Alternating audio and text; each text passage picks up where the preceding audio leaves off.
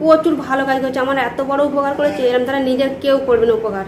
আজ অনেকটাই ভালো লাগছে, নিজের স্বামীকে পেয়েছি, এর থেকে বড় আনন্দ আর কিছু নেই আমার কাছে। নিখোঁজ থাকা স্বামীকে ফিরে পেয়ে আনন্দে আত্মহারা হলো এক মহিলা।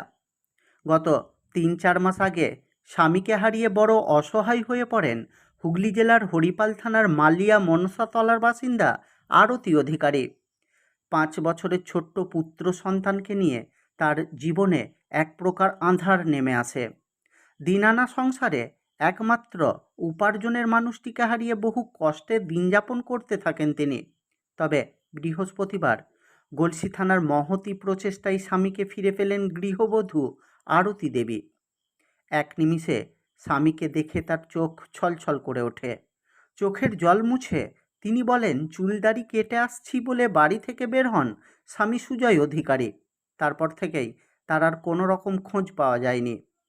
৩ মাস হন্যে হয়ে খোঁজ করার পর এক প্রকার হাল ছেড়ে দেন তিনি। স্বামী ঢালাইয়ের কাজ করতেন, তাতেই কোনো রকমের সংসার চলত। তার নিখোঁজ হবার পর থেকেই সংসারে নেমে আসে ঘোর অন্ধকার। তবে এদিন গলসি থানা থেকে স্বামীকে ফিরে পেয়ে আবেগে আত্মহারা হয়ে পড়েন তিনি। জীবনে এত বড় প্রাপ্তির জন্য পুলিশের কাজেরও প্রশংসা করলেন তিনি। ভালো কাজ করতো, পড়াশোনা ভালো জানি, তারপরে কাজ ভালো করতো, বউ ছেলেকেও খুব ভালোবাসতো। মাঝে মাঝে একটু নেশা ভাঙ করতো, নেশা ভাঙ করে এমন হয়েছে। 4 মাস হয়েছে বাড়ি থেকে বেরিয়েছে। আমাকে বললো তুমি রান্না চাপাও, আমি আসছি, চুল দাড়ি কেটে এক্ষুনি আসছি বলে সেই গেছে বাড়ি থেকে, আর আসে না, বাড়ি ফেরে না। আমরা চারিদিক খুঁজি, ননদ খুঁজতে এসছে, ননদ খুঁজতে এসছে, আমি এসছি, খুঁজেছি, খুঁজে পাইনি। যখন দেখলো না খুঁজে পাচ্ছি না, আমি ভাবছি আর কোনো আশা নেই, তখন বাড়িতে চুপচাপ বসে গেছি। এই গলসি থানা থেকেই সব ফোন গেছিলো হরিপাল থানায়, তাই ওখান থেকে বর্ধমান জেনু এসে এই গলসি থানায় এসে ধরাইতে দেখছি নাকি এখানে আছে আমার স্বামী, ভালোভাবেই আছে, ভালো জায়গাতেই রেখেছে, তারা যত্ন করে তারা খেতেও দিয়েছে, তারা ভালোও বেসেছে। প্রচুর ভালো কাজ করছে, আমার এত বড় উপকার করেছে, এরকম তারা নিজের কেউ করবে না উপকার। আজ অনেকটাই ভালো লাগছে, নিজের স্বামীকে পেয়েছি, এর থেকে বড় আনন্দ আর কিছু নেই আমার কাছে। আমি বলবো অনেক অনেক ধন্যবাদ। পুলিশ ভালো কাজ করে। কিরকম ভালো কাজ করলো আপনার?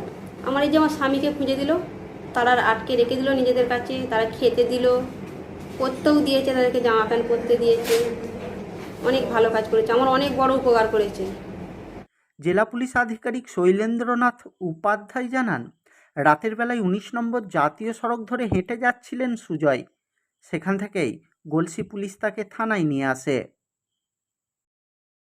হয়তো আমাদের মধ্যে কতিপয় পুলিশ কর্মীর ভুলের জন্য হয়তো আমাদের মাঝে মাঝে বদনাম শুনতে হয়, কিন্তু আমরা ম্যাক্সিমাম পুলিশ কর্মচারী যারা আছি তারা প্রত্যেকেই কিন্তু যথাসাধ্য চেষ্টা করি পরিষেবা দেওয়ার। গত 3 তারিখ 4 তারিখ রাত, যেটা 3 তারিখের রাত, আমাদের সাব ইন্সপেক্টর তাপস রায় গলসি থানার, উনি যখন নাইট ডিউটিতে পেট্রোলিং ডিউটি করছিলেন, তিনি হঠাৎ করে দেখেন যে খানো জংশনের কাছে আপনার একটি লোক ন্যাশনাল হাইওয়ের উপরে ঘোরাঘুরি করছে। তো আপনারা ভালো করে জানেন যে ন্যাশনাল হাইওয়ে উপরে যদি মানুষ ঘোরাঘুরি করে, গাড়ির যা গতিবেগ থাকে বা যে ধরনের গাড়ির চাপ থাকে, তার অ্যাক্সিডেন্ট অবধারিত এবং তার মৃত্যুটাও অবধারিত। তো তিনি সঙ্গে সঙ্গে গলসি থানার ওসি অরুণ শ্যামকে জানান, অরুণ সোমবাবু যিনি আছেন, তার কথা মতন ওই লোকটিকে রিকভারি করে থানায় নিয়ে আসা হয়। তাকে বিভিন্নভাবে জিজ্ঞাসাবাদ করা হয়।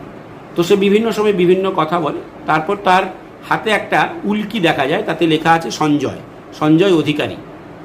তো বড়বাবু তারপরে তার বিভিন্ন অফিসারের মাধ্যমে ওকে একটি কাগজ এবং একটি কলম দেন এবং তাকে বিভিন্নভাবে আশ্বস্ত করেন, তাকে কনফিডেন্সে নেওয়ার চেষ্টা করে। তখন ও একটা কথা বলে, হরিপাল। তো এই হরিপালটা যেহেতু আমাদের পাশের জেলা হুগলির একটি থানা, তো সেখানে বড়বাবু হরিপাল থানার অফিসারের সঙ্গে যোগাযোগ করেন এবং আজকে দুপুরবেলা ছেলেটির আইডেন্টিফিকেশন কনফার্ম করা হয়, তার বাড়ির লোকের সঙ্গে যোগাযোগ করা হয়। তার বাড়ির লোক আজকে আসে আমাদের এখানে, তার আইডেন্টিটি সমস্ত প্রুফ নিয়ে থানার ওসি তার আইডেন্টিটি ভেরিফাই করার পরে তার এস্টাবলিশ হয় যে ওই সঞ্জয় অধিকারী। তখন বড়বাবু আমাদের গলসি থানার একটি প্রাইভেট গাড়ি ভাড়া করে দেন এবং তাদেরকে রাস্তায় যেতে যাতে খাওয়ার অভাব না থাকে কিছু টিফিন এবং জলের ব্যবস্থা করে দিয়ে ছেলেটিকে তার স্ত্রী, তার পুত্র এবং তার দাদার হাতে তুলে দেন। এবং এটাই আমরা প্রার্থনা করব যাতে ছেলেটি আবার সুস্থ স্বাভাবিক জীবনে ফিরে আসে। তো পূর্ব বর্ধমান জেলা পুলিশ এইভাবে মানুষের সবসময় আপনি খবর নিয়ে দেখবেন আমরা সাহায্য সহযোগিতা করে থাকি।